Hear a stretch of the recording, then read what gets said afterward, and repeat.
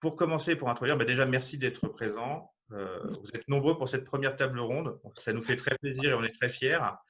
Alors pour ceux qui ne nous connaîtraient pas, je nous présente rapidement. Alors les AED, c'est quoi? C'est d'abord Catherine Lin, que vous venez d'entendre ici, qui peut faire un petit coucou, vous avez déjà entendu. Mauricio Neto aussi, qui était, voilà. Et moi-même. Alors les AED, c'est une agence de communication dédiée à la valorisation du patrimoine et particulièrement du patrimoine local. Et si nous avons souhaité organiser cette table ronde, c'est finalement parce que nous avons pour mission tout simplement de promouvoir et de participer à la préservation du patrimoine. Et comme tout le monde, depuis près de 3 mois, en fait, les mesures et les mesures sanitaires qui ont été prises en raison de la crise du Covid-19, elles ont affecté nos façons de vivre la culture et le patrimoine. En fait, nous avons été de facto mis à distance de ces biens précieux. Et pourtant, malgré la distance, malgré la crise, ça a révélé un certain attachement des publics au patrimoine. Notamment, on l'a vu à travers l'utilisation toujours grandissante du numérique et le développement d'expériences inédites. Et en fait, ce besoin de rester connecté, ça a attiré notre attention. Ça nous a interrogés. Alors, comment les acteurs culturels entrevoient-ils les conséquences et les perspectives à l'issue de la crise? Et si, tout simplement, ils étaient une composante clé dans le processus de relance économique?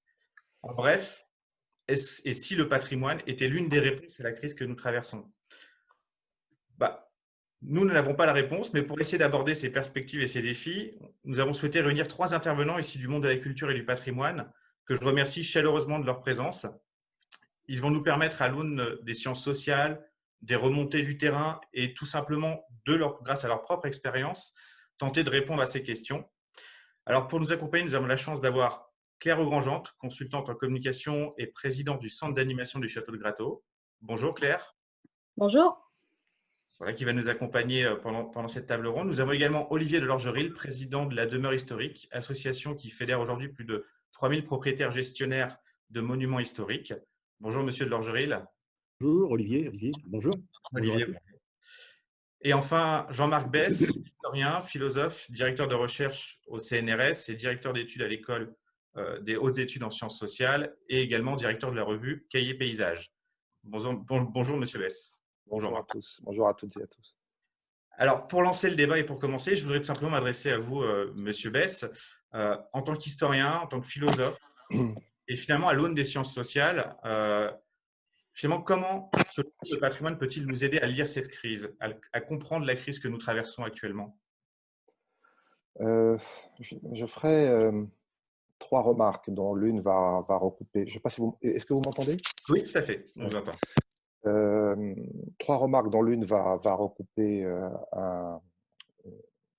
des remarques que vous venez de faire. La première remarque, quand on parle de crise, il faut bien comprendre qu'il s'agit d'abord d'une crise sanitaire. Il ne faut pas l'oublier. C'est le point de départ. Et même si elle a bien entendu un impact, et elle a eu un ensemble d'impacts qu'on pourrait dire social au sens très large du terme, ça veut dire aussi économique, bien entendu, ça veut dire aussi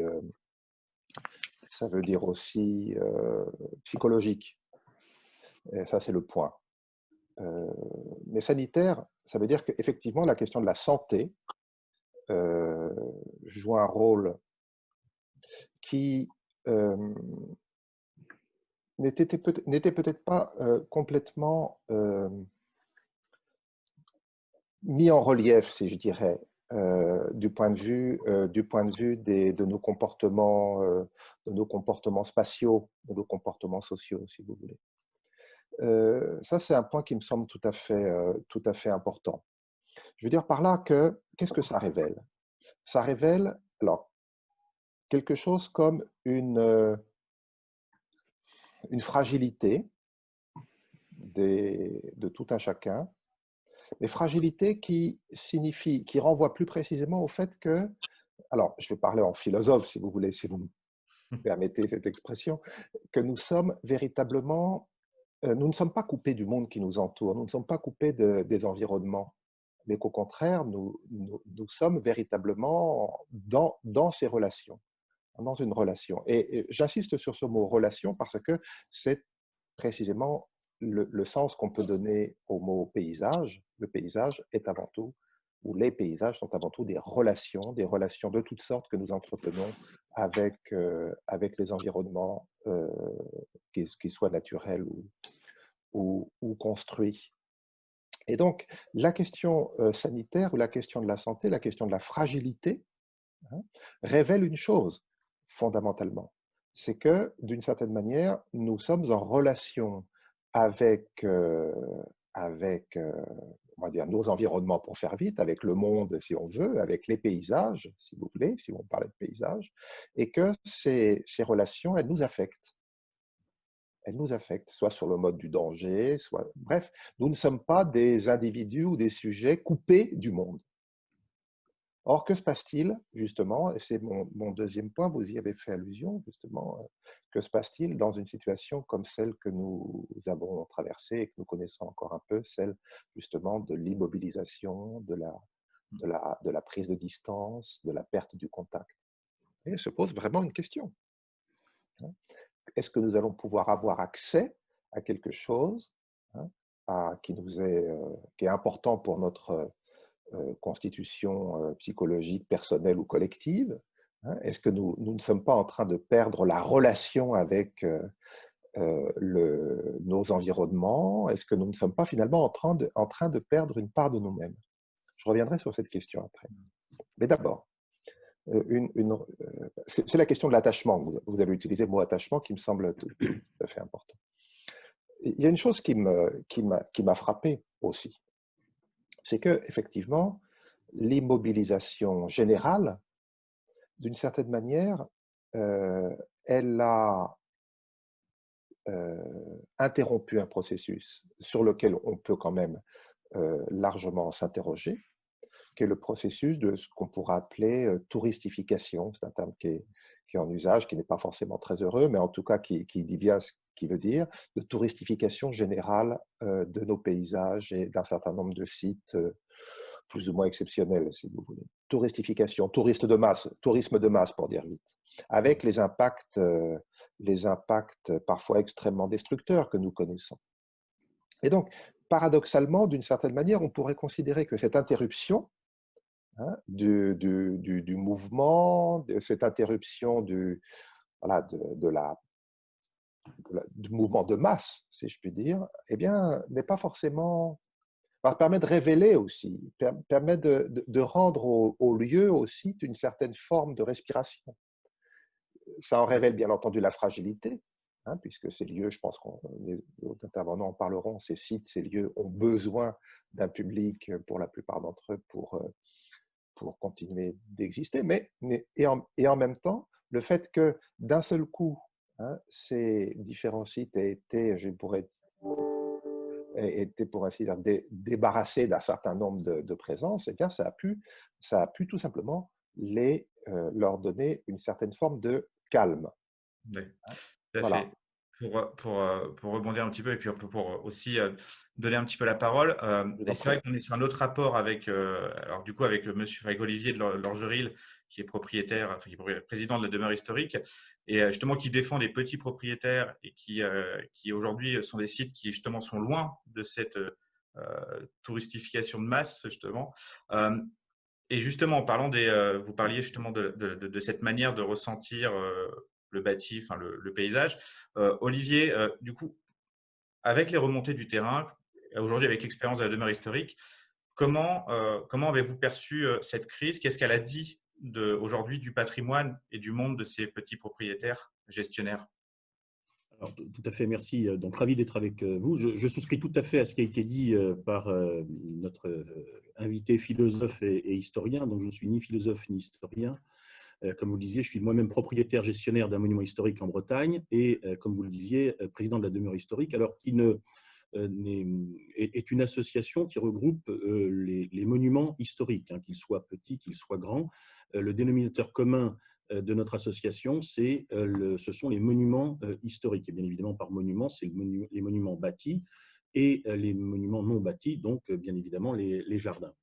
Je souscris tout à fait à ce qui a été dit. La crise du Covid-19 incontestablement a été révélateur de pas mal de choses.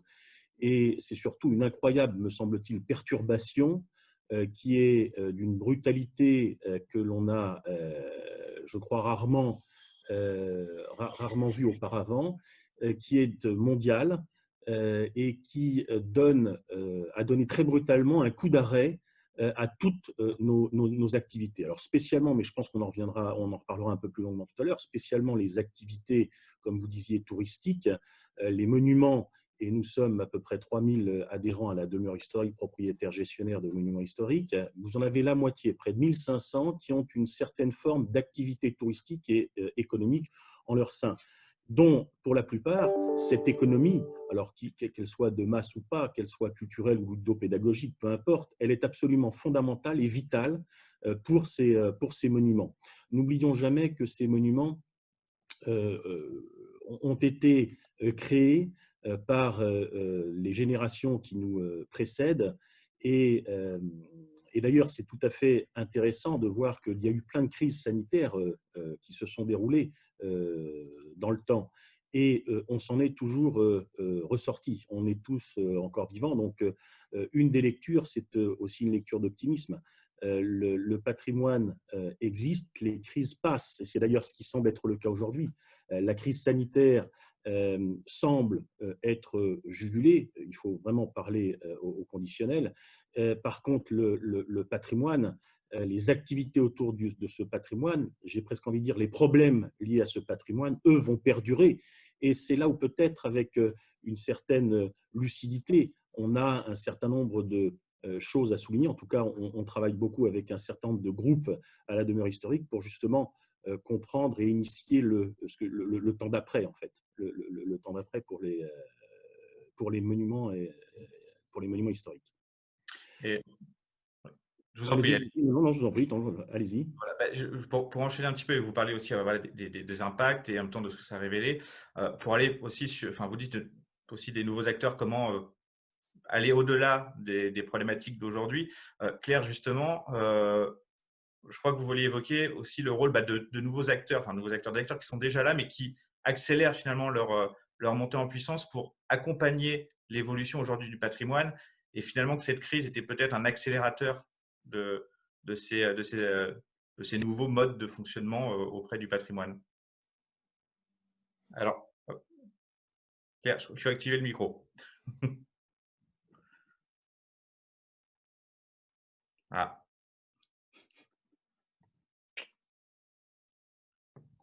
Voilà. Claire. Vous devez m'entendre maintenant, excusez-moi. Voilà, ouais. Je n'avais pas vu que mon micro avait été désactivé malencontreusement, excusez-moi. Bonjour à tous. Commençons par le début. Moi, je suis ravie d'être avec vous et de pouvoir parler patrimoine. Ma contribution va être plutôt sur l'ordre du témoignage, du partage d'expérience. J'ai deux casquettes, une casquette en communication, conseil en communication d'une part, mais sur Paris, et aussi en gestion d'un site, enfin, en tant que présidente du centre d'animation du Château Gratou, qui lui gère le site. Et c'est vrai que cette crise, je ne reviens pas sur ce qui a été dit avant, mais nous a mis complètement à l'arrêt immédiatement, avec la nécessité de continuer à entretenir le lieu d'une part, et puis d'être en relation avec la communauté par ailleurs, l'association, et avancer. Et là, on a constaté du fin fond de la Manche, parce que c'est dans la Manche ce château, une très forte mobilisation de tous les acteurs. Et souvent, c'est le cas. Lors d'une crise, c'est assez révélateur. Des personnes se concertent, se mobilisent et, il y a un phénomène d'accélération. Mais ce que j'ai surtout constaté, c'est que cette prise de voix qui a été faite aux côtés d'acteurs historiques présents depuis très très longtemps, la demeure historique est un des premiers d'entre eux dans le G8 du patrimoine, et vraiment, je profite de cette allocution pour faire un aparté et saluer votre action tout au long de la crise. Merci beaucoup. J'ai suivi ça de près. Ça nous a beaucoup aidé pour mettre en place ce plan sanitaire de réouverture du château. Donc, ces acteurs étaient là, mais on a aussi, depuis au moins 5 ans, beaucoup de choses qui se passent dans l'économie, dans l'écosystème plutôt du patrimoine.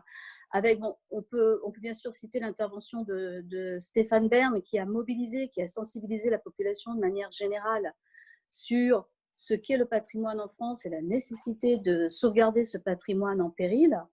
Mais on a aussi eu des militants passionnés tels Julien Marquis d'adopteunchâteau.com. On a aussi de nouveaux business models qui sont apparus comme la mode chandonnier. L'essor des réseaux sociaux et des outils digitaux et de la communication en ligne a aussi fait apparaître d'autres acteurs qui communiquent énormément, soit par des blogs, des nouveaux médias, je pense à mon cher Watson ou d'autres blogueurs comme Aumont Château. Je ne vais pas citer tout le monde parce que c'est impossible d'être exhaustif et je vais en oublier. Et aussi tous les acteurs qui aujourd'hui aident au financement participatif et au mécénat.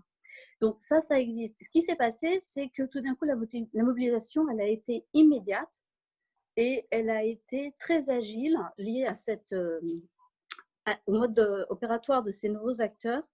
Et ça a vraiment aidé, je pense, l'ensemble des gestionnaires de sites d'un côté, mais aussi au niveau plus global et plus national, à avoir une part de voix pour qu'on soit inclus dans le plan de relance tourisme, par exemple, ce qui est loin d'être mineur, que aussi certains statuts comme certaines ESCI puissent aussi bénéficier d'aide. Ce qui a dû aider beaucoup de sites. Je pense qu'Olivier Bergeril en parlera mieux que moi sur ce point-là.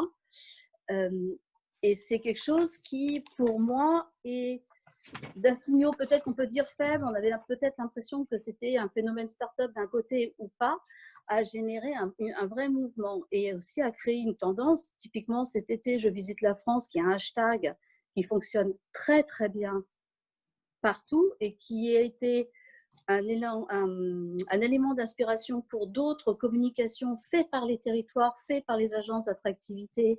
Alors moi, évidemment, celui que je connais bien, c'est celui de Normandie, ici et ailleurs, mais le fait qu'ils puissent continuer à mobiliser sur le suite, le après, demain, comment on fait et comment on fait pour continuer à faire vivre ces lieux et à faire venir les visiteurs sur ces lieux, à faire réapprendre la France dans les régions. Et ça cible autant des personnes qui habitent à 30 km du lieu que des personnes qui habitent à l'autre bout de la France. C'est quelque chose que moi, je voulais retenir et saluer de cette crise. J'espère que ça ne fait que renforcer et consolider notre écosystème, faire monter en puissance des acteurs qui feront avancer la vie du patrimoine, peu importe grand, petit, jardin ou château ou autre type de patrimoine. Tout à fait. Du coup, pour un petit peu enchaîner aussi avec ton témoignage, Claire, l'un des autres points qu'on voulait aborder, et je pense que tu auras quand même pas mal de choses à nous dire dessus, c'est sur comment le patrimoine a été affecté par cette crise et quels aspects ont notamment été le plus affectés.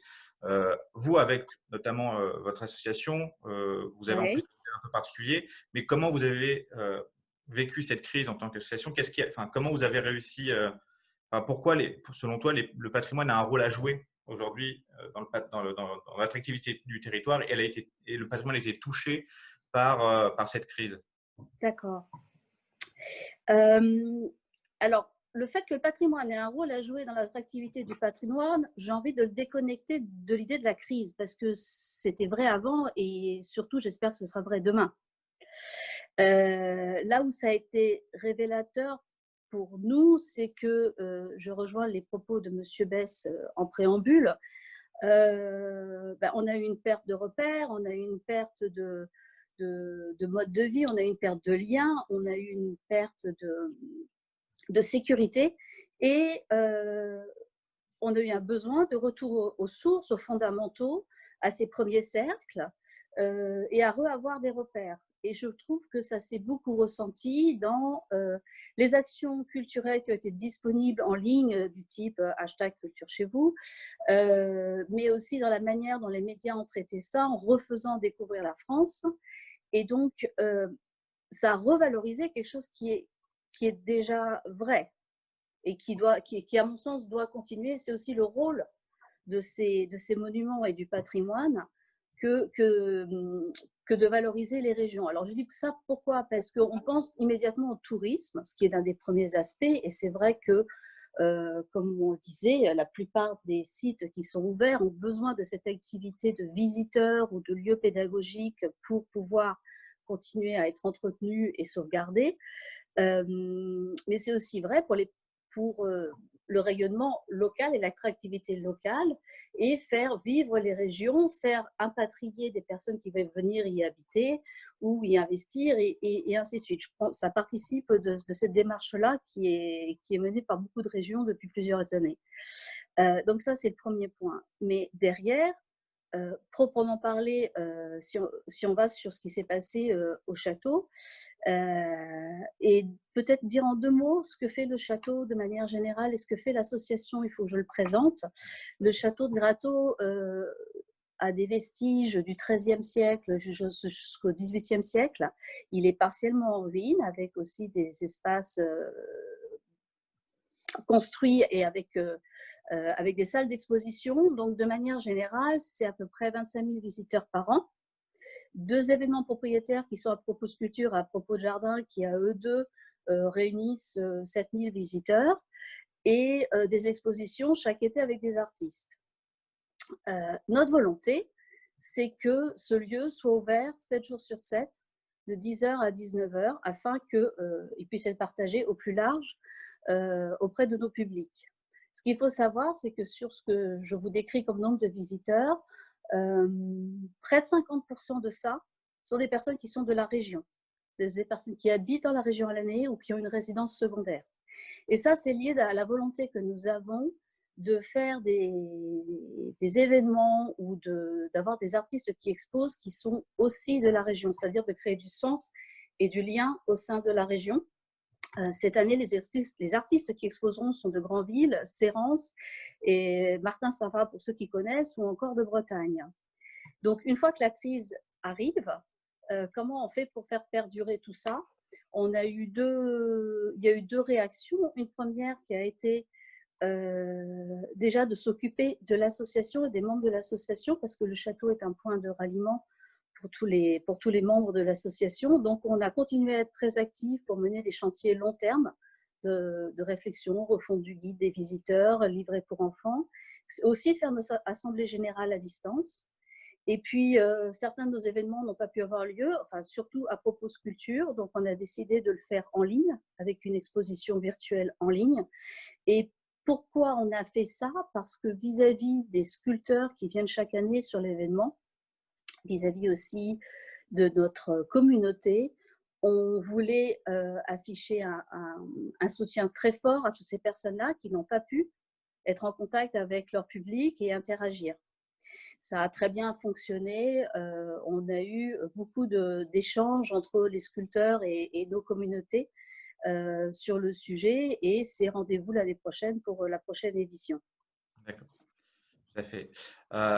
Et justement, alors, parce que tu parles un petit peu de l'accueil du public, Olivier, vous, avec votre double casquette de président et aussi propriétaire gestionnaire, je crois que la crise pour les monuments n'a pas été qu'une crise de l'accueil du public. On est sûr. Oui. Bien sûr. Donc, je souscris tout à fait à ce qui a été dit. Je remercie du mot sympathique. Effectivement, l'ADH, c'est 10 collaborateurs, comment dirais-je, salariés au siège qui vraiment ont une expertise depuis maintenant presque 100 ans, et on a vraiment essayé d'être à la hauteur des enjeux, parce que, comme il a été dit, on a tous eu à gérer cette crise sanitaire, donc encore une fois qui se stabilise. Nous commençons maintenant simplement à entrevoir, me semble-t-il, la crise économique qui va être provoquée par cette situation.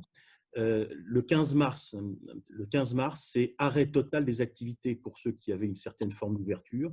C'est plus de visites, c'est absolument plus d'hébergement pour ceux qui font l'hébergement, c'est plus d'événementiel, c'est plus d'animation, plus de mariage, plus de travaux pour les artisans. Donc, c'est vraiment une mise totale à l'arrêt de l'économie. Et comme on le disait tout à l'heure, c'est peut-être la première fois que cette crise met d'abord la santé plus que sur l'économie. L'économie passe au second plan. Mais c'est maintenant qu'on va, si vous me permettez l'expression, rentrer dans le dur.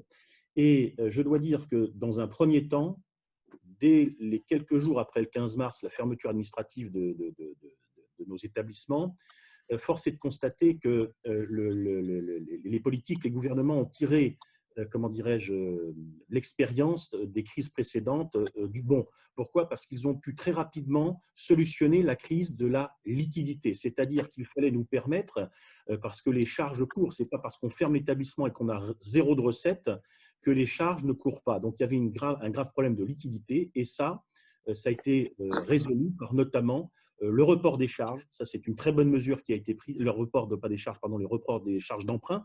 Ça a été vraiment tout de suite pendant 6 mois très bien piloté. Et ça a été, comme vous l'avez dit tout à l'heure, le fameux prêt garanti par l'État. Mais malheureusement, et c'est là où c'est une prise de conscience générale, ce PGE n'était valable que pour les entreprises. Dans un premier temps, les SCI même étaient exclus. C'est pour ça que l'ADH, dès le 18 mars, a tiré la sonnette d'alarme auprès du ministre de l'économie en disant beaucoup de nos monuments privés sont détenus soit par des SCI, soit en nom propre pour des raisons, comment dirais-je, de statut particulier de détention des monuments historiques. Et les particuliers ne pouvaient pas bénéficier de ce PGE.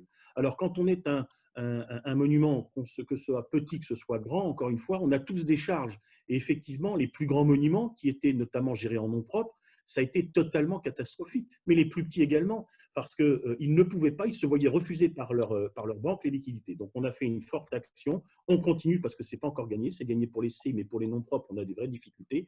Et, comment dirais-je, on va continuer. Ça, c'est le niveau 1 de la fusée. Mais le niveau 2 de la fusée qui arrive maintenant, ça va être la crise de la solvabilité.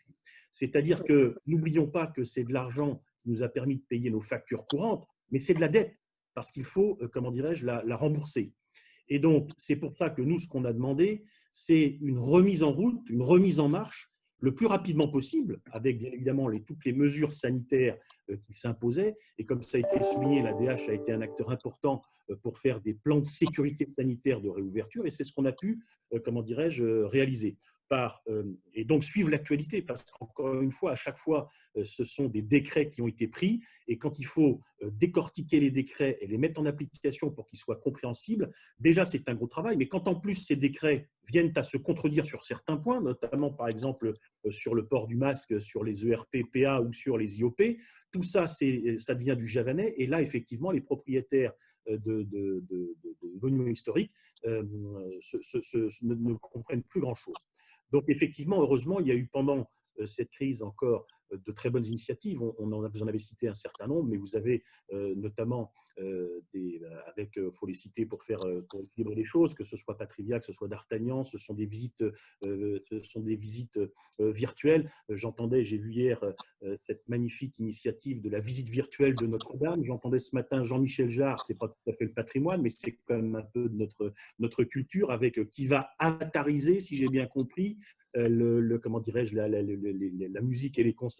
Donc tout ça, ce sont de très bonnes initiatives pour aller dans un troisième point qui va être, maintenant qu'on aura réglé la crise de la liquidité et de solvabilité, c'est d'aider les opérateurs. Je vous rappelle que dans nos monuments historiques privés, on accueille 9 millions de visiteurs dans tout le territoire national, sur toute la ruralité. Donc il va falloir que tous ces opérateurs, que tous ces propriétaires gestionnaires redoublent d'ingénierie, d'audace. C'est d'ailleurs pour ça qu'à la demeure historique, nous avons créé les audacieux du patrimoine, effectivement, pour rebondir, pour faire en sorte que cette activité, j'ai presque envie de dire suractivité, puisse permettre de payer ces dettes qui ont été contractées. Voilà, je ne veux pas monopoliser la parole, mais c'était un témoignage sur les… Alors, merci pour ce témoignage. Pour rebondir un petit peu sur ce que Jean-Marc vous disiez en tout début, je crois que, pour vous, ce que vous dites, un des grands manques vis-à-vis du patrimoine et des paysages, c'est cette connexion, cet ancrage qui nous a le plus manqué. Est-ce que vous pouvez nous en dire un peu plus là-dessus, sur cet aspect du patrimoine qui a été le plus touché, ou des paysages, par la crise? Oui, bon, d'abord, merci pour les deux témoignages là, tout à fait éclairants qui viennent d'être justement diffuser, je ne sais pas comment on peut dire, partager. Voilà. Non, moi, ce qui me semble effectivement, c'est que, enfin, je vais reprendre le même thème, mais en le disant différemment et en prolongeant peut-être les derniers propos. Voilà, qu'est-ce qu'il est possible de faire dans le futur? Ou plutôt, voilà, effectivement, il y a une vraie question qui est celle de la mise à distance. Et je pense qu'il faut en avoir conscience. Ce n'est pas simplement une question qui va être traitée ou qui peut être traitée d'un point de vue économique ou opérationnel. Mais je pense qu'il faut avoir conscience aussi du fait qu'il y a la mise en place, et il faut s'interroger là-dessus, d'un certain état d'esprit, si je peux utiliser cette expression. Et ça veut dire quoi, hein? Ça veut dire quoi? Se mettre ou rester à distance, mettre des intermédiaires, qu'ils soient physiques ou spatiaux, entre nous et les choses, entre nous et les sites. Vous voyez? C'est là-dessus qu'il va quand même falloir un peu réfléchir, parce que, effectivement, c'est très bien de multiplier les supports virtuels, hein, les initiatives de ce genre.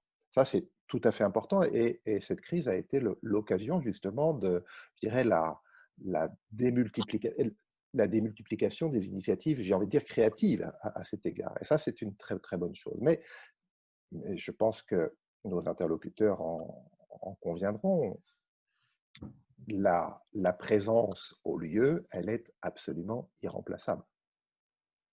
Elle est irremplaçable. Et il n'y a pas d'expérience du paysage et d'expérience du site patrimonial en dehors justement de cette mise en présence. Et donc la question va être, voilà, comment est-ce qu'on peut être à la fois présent en, alors, en étant à distance, si je puis dire, hein, c'est-à-dire en respectant d'une certaine manière, pas simplement les consignes de sécurité sanitaire, hein, mais aussi en respectant les lieux eux-mêmes. Il y a une vraie question, je n'ai pas de réponse par rapport à ça, il y a une vraie question, ou en tout cas une esquisse de réponse. Moi, j'étais à la fois fasciné et horrifié par les 45 pages de directives qui ont été données aux enseignants pour accueillir les élèves récemment. Je me dis qu'il y a quelque chose là qui est absolument fascinant et qui traduit tout simplement une chose dont il faut véritablement se garder, qui est la méfiance. Et il ne faudrait pas que cette distance ou distanciation nécessaire, cette évidemment prise de conscience des éléments sanitaires qui est absolument nécessaire, il ne faudrait pas que ça se traduise justement par une généralisation de la méfiance. Je pense que la plupart des visiteurs, vous avez parlé finalement de ces sites qui étaient devenus des lieux de ralliement pour les passionnés, hein. La plupart des visiteurs, évidemment, l'incivilité existe un peu partout, mais la plupart des visiteurs, finalement, sont respectueux et on peut largement leur faire confiance. En tout cas, je pose le débat à ce niveau-là, quoi. C'est-à-dire, voilà, est-ce que une des questions qu'on va devoir aborder, c'est justement celle de la confiance. Oui, tout à fait, Nicolas. Si je peux intervenir, si vous me permettez, je veux rebondir sur ça parce que bien évidemment, toutes ces expériences numériques, virtuelles, etc., sont fantastiques et suivent l'air du temps. Mais effectivement, rien ne remplacera le lien et le lien social que représentent nos lieux, comment dirais-je, de convivialité, nos lieux de mémoire, nos lieux d'émotion. Et force est de constater que dès que cela a été possible, dès le 11 mai, dès le 12 mai, les visiteurs se sont, entre guillemets, précipités, en tout cas dans les régions dans lesquelles cela était possible, les fameuses zones vertes, pour se promener, se donner rendez-vous. Moi-même, dans mon monument, on a retrouvé des gens qui ne s'étaient pas vus depuis des semaines, se dire, bon, ben voilà, on va ce week-end à la Bourbansais parce qu'on a envie de se retrouver comme d'habitude. Donc ça, c'est tout à fait important de le souligner. Et dans tous les monuments qui ont réouvert à la demeure historique, nous n'avons eu à déplorer aucun acte d'incivisme. Alors, contrairement, par exemple, à certains endroits, sur les plages, notamment, vous avez vu ce que c'était, il y avait peut-être parfois des actes d'incivilité. Dans nos monuments, partout en France, petits, grands, nous n'avons eu, en tout cas à l'ADH, aucune remontée de problématiques. Donc, un grand civisme des gens, une grande volonté à ressortir, ça, c'est tout à fait important, à souligner. Oui, tout à fait. Et du coup, sur le rôle que jouait le patrimoine, enfin, comment relancer aussi, faire venir les gens, leur redonner confiance. Notamment, Juliette nous dit sur le chat qu'il y a des initiatives de communication qui permettent de faire revenir, comme celle des propriétaires de la Haute-Loire qui ont été soutenus par une agence de communication. Absolument. Tout à fait, qui accompagne. Très bonne initiative qui a été comment dirais-je, portée par notre délégué comment dirais-je, départemental, donc Gilles Baillon de la Tour, effectivement, qui a dit cet été, je visite la France, et bien cet été, je visite le département de la Haute-Loire. Il y a comme ça beaucoup d'initiatives grâce à nos délégués départementaux régionaux, accompagnés des référents qui vont effectivement se motiver. Vous allez avoir des initiatives, comment dirais-je, en Centre-Val de Loire, vous allez aller dans les Pays de la Loire, en Bretagne, vous allez avoir comme ça des initiatives très fortes et ça, c'est bien. Je voulais également juste dire un petit mot, si vous me le permettez, Oui. Par rapport à la méfiance. Oui, mais il faut que la méfiance soit, comment dirais-je, quelque part égalitaire. Comment est-ce qu'on peut dire que le port du masque est obligatoire dans des, comment dirais-je, ERP de plein air alors qu'il ne l'est pas dans des supermarchés? Voilà, je pense que nous avons une responsabilité incontestable en termes de sécurité sanitaire, mais redonnons un petit peu de la confiance. Le déconfinement doit être, comment dirais-je, maintenant réalisé. Encore une fois, c'est notre vie de tous les jours qui est impactée et c'est la vraie vie économique qui doit redémarrer. Soyons prudents, mais encore une fois, soyons audacieux. Tout à fait. Et en parlant justement de cette relance économique et finalement de pourquoi le patrimoine peut être une solution, pour vous aujourd'hui, le rôle économique des sites patrimoniaux et notamment de la demeure historique pour soutenir cette action, c'est quoi aujourd'hui dans notre société pour l'avenir? Comment ils peuvent nous accompagner dans cette relance économique? Olivier. Alors oui, comment, parce que ce sont de véritables acteurs. Alors là, pour le coup, je ne parle pas de ceux qui ont simplement une activité économique en leur sein, mais l'ensemble de ce patrimoine. Encore une fois, moi, je le vois avec un prisme particulier des monuments historiques privés, mais c'est assez général. Tout ce patrimoine, c'est la ruralité, c'est l'existence de la vie des territoires, et ça, c'est très important. Alors, très concrètement, comment est-ce que ça se passe à la demeure historique? C'est qu'on a beaucoup réfléchi et nous souhaitons, c'est un peu notre mission, d'être force de proposition en tant que partenaire des pouvoirs publics. Et donc, nous avons travaillé et réalisé un socle d'une dizaine de propositions, enfin de 10 propositions qui sont assez pratiques parce qu'on peut effectivement, mais je laisse les philosophes philosopher, les historiens faire de l'histoire et faire des prédictions. Nous, ce qu'on veut, c'est faire de l'économie dans nos monuments. Et force est de constater que nous avons deux types d'actions. Nous menons actuellement, avec les équipes de l'ADH et un certain nombre d'adhérents, deux types d'actions.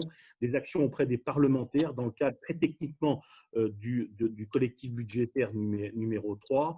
Et c'est surtout ce qui est fondamental, c'est de bien affilier le monde de la culture dans le monde du tourisme. Ce n'était pas forcément le cas et c'est la raison pour laquelle la demeure historique a vraiment, comment dirais-je, voulu et l'a obtenu grâce au ministre Jean-Baptiste Lemoyne, à participer au comité de filière tourisme. Ça, c'était absolument fondamental pour ne pas retomber sur les problématiques du PGE qui a été évoqué tout à l'heure par Claire.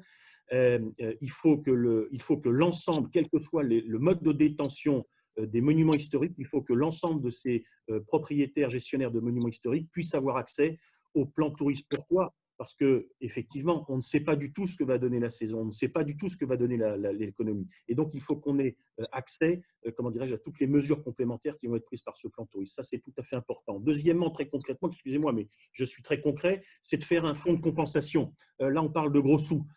Certaines activités ont eu des plans de compensation. Nous allons à la demeure historique demander pour nos propriétaires un plan de compensation, puisque souvent, ils n'ont pas pu profiter par exemple, des mesures de chômage partiel. Certaines activités ont bénéficié d'un fonds de compensation. On va demander à nos parlementaires qui sont très présents et qui sont ancrés dans leur territoire comme l'ont eu les agriculteurs, comme l'ont eu un certain nombre, d'avoir ce plan, comment dirais-je, de compensation. Également un fonds d'épargne précaution. Qu'est-ce qu'on a vu aujourd'hui? C'est que les monuments historiques, par rapport à leur statut, ne pouvaient pas mettre de cagnotte, pas mettre de matelas, ce qui a rendu la situation encore plus dramatique, puisqu'il n'y avait pas de réserve, entre guillemets. Donc, il faut qu'on ait, et il faut que le législateur nous aide à avoir un fonds d'épargne de précaution. Et puis, bien évidemment, un compte travaux, parce que notre outil de travail est démesuré. Notre outil de production, si je m'exprime comme ça, est totalement démesuré par rapport à ces recettes. Ça, ce sont des mesures parlementaires, et force est de constater que de tous bords politiques, il y a une vraie conscience, et ça, c'est un signe d'avenir. Il y a au moins ce dénominateur commun qui est très puissant. Et puis, vous avez ensuite un certain nombre de mesures, mais je ne veux pas monopoliser la parole, qui sont plus d'ordre administratif. Mais je veux quand même le dire parce que c'est important.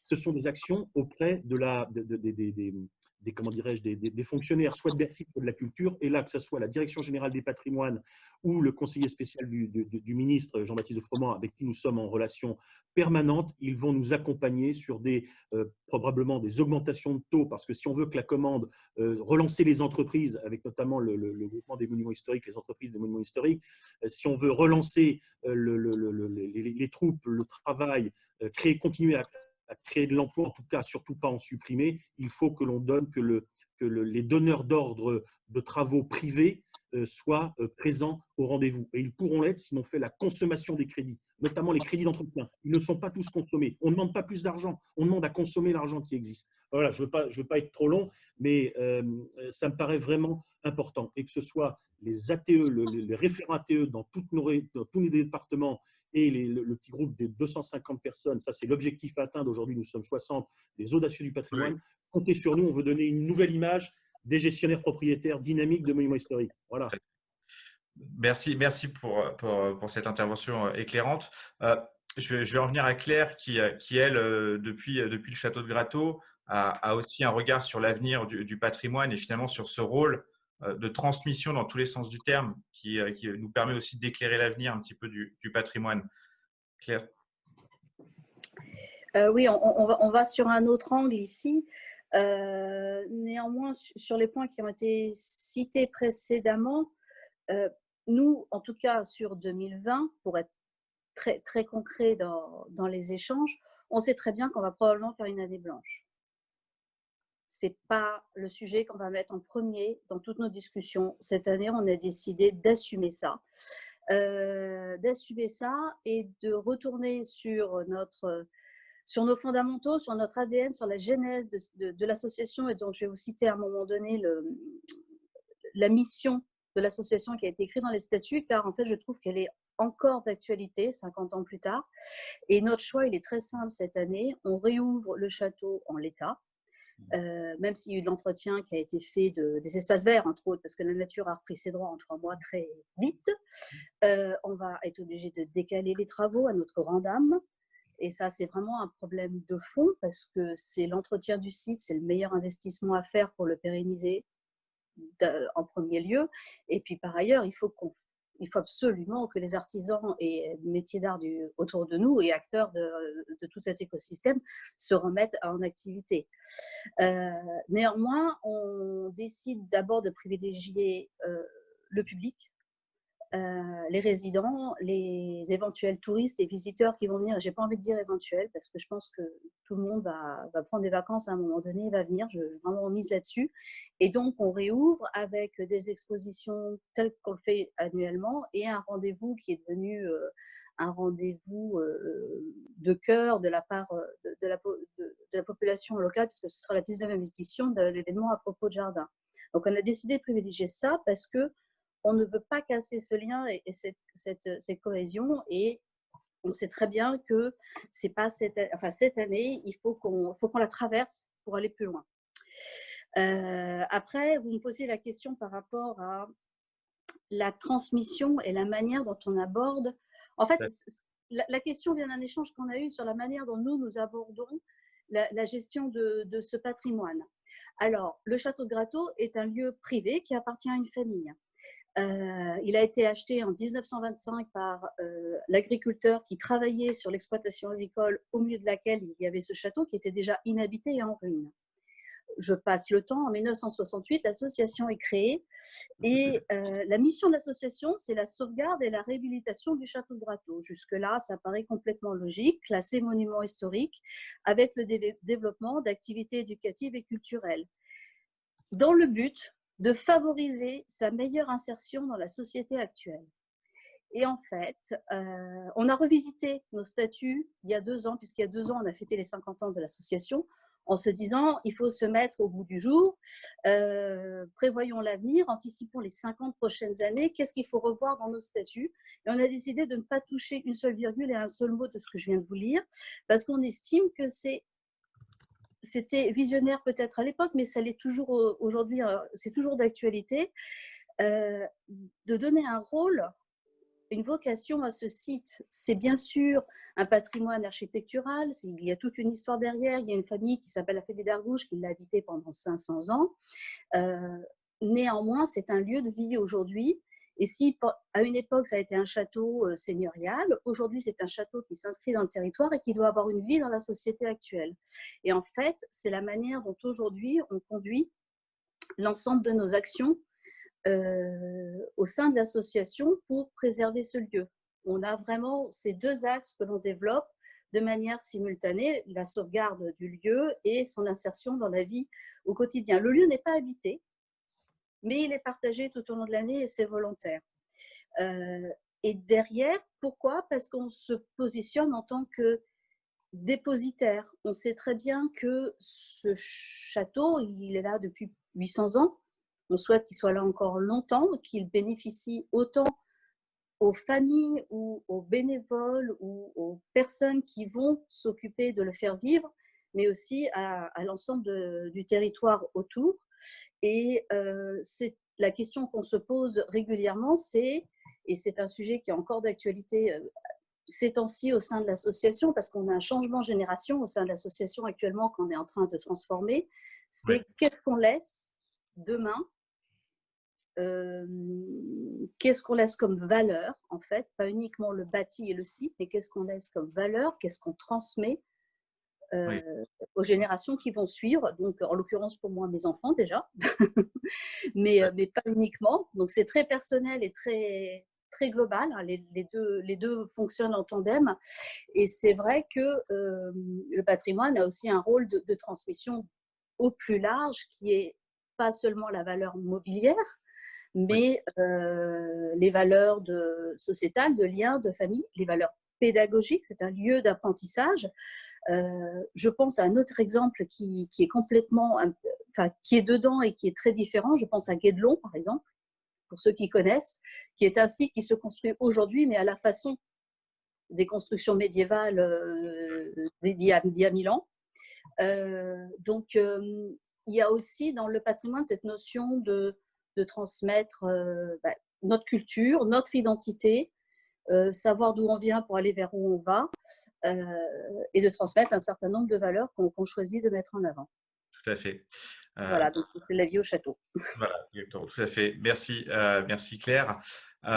Jean-Marc, on était sur des aspects un peu plus concrets de transmission avec Olivier et Claire. Pour revenir un peu plus à une partie philosophie, aujourd'hui, comment le patrimoine peut répondre aux défis de l'après-crise à l'avenir, notamment, on sait qu'il y a des défis écologiques. Comment le patrimoine peut nous aider à construire cet avenir, cette société nouvelle qu'on espère? Je ne sais pas s'il peut aider, mais enfin, en tout cas, il peut éclairer, à mon avis, un certain nombre de questions, je pense. Et il y a trois choses, enfin, et dont 2 ont été dites précédemment, donc je les reprends très volontiers. 3 mots qui me semblent intéressants. Le premier mot qui a été prononcé, c'est le mot lien. Le mot lien. Je veux dire par là qu'effectivement, un site patrimonial, ou quelle que soit son échelle, est d'abord un opérateur, je sais pas comment dire, un embrayeur, un moteur de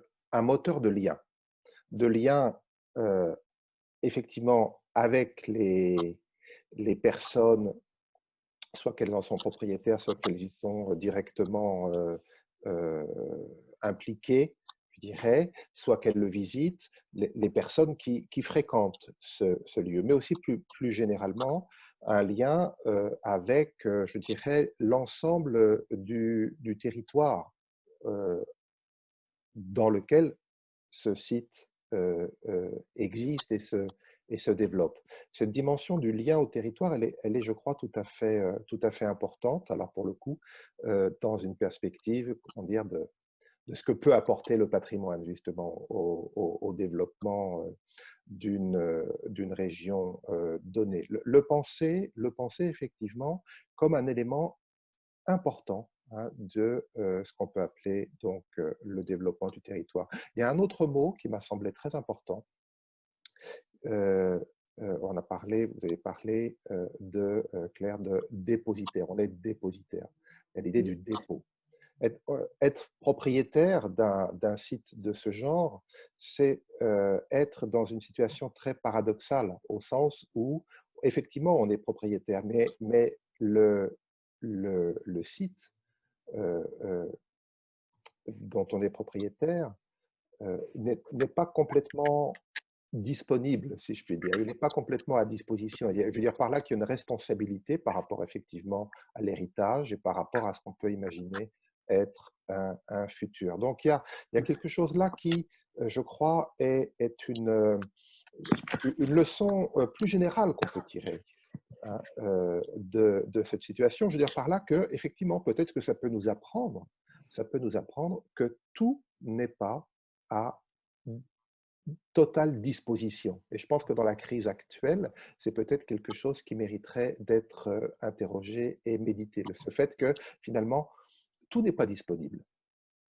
Tout n'est pas disponible. Et puis la troisième chose, du coup, hein, qui me semble importante, qui n'a pas été prononcée, mais que j'ajoute, le troisième mot que j'ajoute, mais je crois qu'il est assez familier à nos différents interlocuteurs, c'est le mot entretien.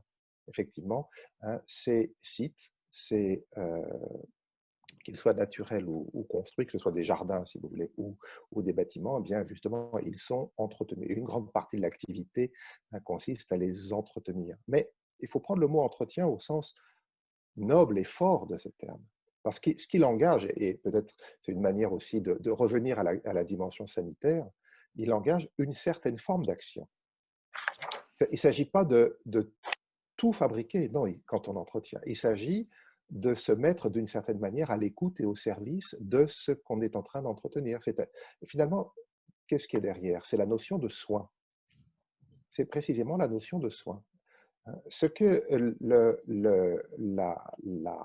le site patrimonial, si je puis dire, au sens très large de ce terme, hein, peut nous inviter à réfléchir, hein, c'est une certaine forme d'action, hein, qu'on a retrouvée effectivement dans la crise sanitaire actuelle, qui est tout simplement le fait que, comme disait une philosophe contemporaine, le soin, c'est un humanisme. Hein, et peut-être que c'est quelque chose qui mériterait d'être médité. Oui, tout à fait. Merci. Pour conclure, avant qu'on vous laisse chacun donner une petite, enfin conclure chacun la table ronde, on va terminer avec quelques questions. On en a eu sur le chat. Alors, je pense que c'est notamment, on a une question qui s'adresse plus à aujourd'hui Claire et Olivier, de Juliette, qui nous demande en fait si finalement, hop, excusez-moi une seconde, si finalement ce n'est les lieux patrimoniaux qui ont le moins souffert sont ceux qui ont réussi une transition vers le numérique. En tout cas, enfin, ceux qui ont le plus souffert, c'est ceux qui ne sont pas aujourd'hui présents sur le numérique ou qui n'ont pas encore fini leur transition sur le numérique. Olivier ou Claire? Je veux bien. Enfin, Claire, allez-y. Le patrimoine français, il y a la galanterie, donc je laisse peut-être Claire prendre la parole. Moi, je le fais volontiers. Je ne sais pas si enfin, transition sur le numérique, c'est-à-dire que oui, aujourd'hui, je pense qu'il faut pouvoir, et c'est ce qu'on a vécu nous dans ce qu'on fait au château depuis 50 ans, les outils sont là, les canaux sont là, le numérique est omniprésent. Donc, typiquement, sur les sujets de communication, on communique beaucoup plus et on communique quasiment uniquement qu'en numérique et par voie de presse versus des canaux plus traditionnels. Donc oui, avoir sa part de voix et se faire connaître, c'est très important par ce biais-là. Après, je pense que ça reste… il y a un autre sujet dans le numérique qui est l'outil, c'est-à-dire par exemple, l'Histopad à Chambord qui permet de visiter tous ces outils pour faire de la visite sur site qui proposent une autre expérience.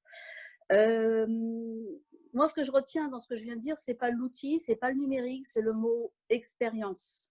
C'est-à-dire que je pense que ce qui est important pour les sites, c'est de réfléchir à l'expérience, puisque c'est vraiment le mot qu'on utilise quotidiennement, en tout cas dans mon métier, mais réfléchir à l'expérience qu'ils proposent à toutes leurs cibles. Les visiteurs d'une part, les visiteurs en famille, en groupe, les scolaires, et puis d'autres visiteurs qui peuvent être des partenaires, qui peuvent être la presse, et ainsi de suite.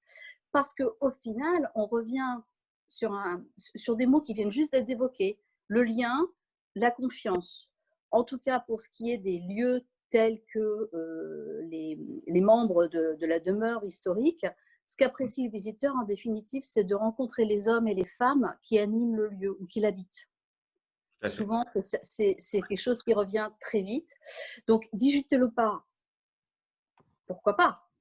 Le tout, c'est de ne pas se dire que c'est une fin en soi et que l'outil est une fin en soi. Il faut y aller en sachant, en ayant une stratégie sur ce qu'on peut y dire et y faire, et un objectif par rapport au message, au lien qu'on veut créer et à l'expérience qu'on veut offrir sur site. Et je pense que le virage, il est là. C'est quel accès on veut donner et avec quelle idée veut-on que le visiteur reparte de sa visite? Qu'est-ce qu'il va retenir? Et je le vois sur les avis qui sont publiés sur Google, par exemple. Et ça a été un grand aide pour nous, et après je repasse la parole. Instinctivement, on a beaucoup appuyé pendant longtemps sur nos supports et notre communication, sur l'histoire du lieu, la valeur patrimoniale, architecturale, et ainsi de suite, ce qui fait partie de l'ADN du lieu. Et les commentaires qu'on reçoit sont un lieu qui a de la vie, un lieu qui a une âme, alors qu'il est partiellement en ruine, qui se visite sans guide conférencier. La visite se fait librement dans un parcours. Il y a une personne à l'accueil l'été, mais autrement, les personnes passent sous le porche et payent directement et visitent. Et on retient l'action des bénévoles, alors qu'ils ne sont pas nécessairement physiquement là tout le temps. L'ambiance magique et féerique des espaces verts et de l'ensemble du site où on peut se promener librement. À partir du moment où nous, on a compris ça, on a complètement réorienté la manière dont on communique et on se rend compte que ça fonctionne mieux. D'accord. Olivier, en quelques secondes, parce que leur fil oui, vraiment quelques secondes, parce que Claire est remarquable, elle a tout dit. N'oublions jamais quand même que le numérique, c'est un moyen, c'est un outil au service de nos monuments. Rien ne remplacera jamais l'expérience en termes d'émotion, en termes de lien, ça a été plusieurs fois souligné, que l'expérience, moi je dirais même plus, on parle maintenant d'expérience immersive. Voilà. Et ça, c'est absolument fondamental. Donc on l'a d'ailleurs bien vu. Dès qu'on a pu se déconfiner, les gens voulaient sortir, voulaient revenir nous voir. Voilà, je ne rajouterai rien de plus puisque vous êtes très à la course. Pour conclure, je vais vous laisser, si vous voulez bien, avoir un dernier mot de conclusion chacun. Jean-Marc, est-ce que vous avez quelque chose à rajouter pour conclure un petit peu votre intervention? Non, je pense qu'il y a un terme qui a été beaucoup prononcé ces dernières semaines ou ces derniers mois, qui était le mot local ou relocalisation à différents niveaux. Et moi, ce qui m'intéresse dans cette affaire, c'est que précisément, les sites patrimoniaux sont des lieux, justement. Ce sont des lieux, c'est-à-dire que ce sont véritablement des éléments qui jouent un rôle dans ce qu'on appelle cette relocalisation, c'est-à-dire cette réaffirmation de l'attachement qu'on peut avoir avec les lieux. Voilà. Claire, pour le mot de la fin, enfin, l'avant-dernier mot. Le mot de la fin, merci, parce qu'on vient de créer du lien et on vient de créer de la relation, et j'espère qu'on aura l'occasion de se recroiser à nouveau. Alors, sur les réseaux, pourquoi pas, où vous êtes tous les bienvenus, bien sûr, au château, pour ceux qui passent par la Manche. N'hésitez pas, on nous trouve assez facilement en ligne, et faites-nous savoir que vous venez nous voir, parce que fondamentalement, c'est ce qu'on cherche, partager ce lieu et y faire vivre des beaux moments. Olivier, pour le vrai mot de la fin, du coup. Rien de plus à rajouter, si ce n'est que oui, venez visiter, venez visiter les monuments cet été, vos monuments de proximité. Depuis longtemps, on encourage les Français à consommer l'agriculture de proximité, les circuits courts. Eh bien, faisons la même chose pour la culture, faisons la même chose pour le patrimoine. Visitez, vous avez des merveilles à proximité de chez vous, de chez nous. Donc, vraiment, ça nous aidera à repartir. Et mobilisez-vous auprès de vos parlementaires pour faire passer les quelques mesures très techniques, mais ô combien fondamentales que l'équipe de la demeure historique est en train de préparer pour le plan, pour le collectif budgétaire numéro 3. Mais en tout cas, merci beaucoup de cette initiative qui est tout à fait sympathique et excellente. Merci, effectivement. Merci. Merci à vous pour cette participation sur un échange riche et vos points de vue étaient très éclairants. Je crois qu'on a tous aujourd'hui le désir que le patrimoine prenne une place dans notre projet de société. Ça, nous, on en est convaincus. Alors, pour conclure cet échange, je vous rappellerai juste que cette table ronde sera bientôt disponible en ligne. On va la rediffuser. N'hésitez pas à la partager. N'hésitez pas également… Je vais juste compléter, Nicolas. Non, vas-y. Pardon. Juste pour compléter, en fait, il y a eu beaucoup d'échanges et très instructifs d'ailleurs, sur lesquels on n'est pas forcément revenu durant la discussion. En tout cas, on a pris de bonnes notes. Il y a certaines personnes qui souhaitent rester en contact. Donc, en fait, ça se fera uniquement avec l'accord de chacun, hein, puisqu'aujourd'hui, les participants se sont inscrits. Donc, en fonction des personnes, si vous pouvez vous manifester auprès de nous, notamment à travers l'adresse contact@lesaid.fr pour nous donner votre accord, hein, pour rester en contact. On sera en mesure dans ce cas-là de pouvoir mettre chacun en relation avec les uns et les autres. Et on note donc la vidéo et la session est enregistrée et sera en ligne. Et on fera aussi un article sur notre blog pour rappeler les principaux enseignements de la séance. Je te redonne la parole, Nicolas. Voilà. Bon, ben non, moi, je vais juste conclure. Mais en tout cas, merci à tous d'avoir participé pour cette première table ronde. Merci à nos intervenants qui ont été formidables. Et je vous dis à très bientôt. Merci à vous et bonne journée. Au revoir. Au revoir. Merci à tous. Au revoir. Au revoir. Merci, Nicolas.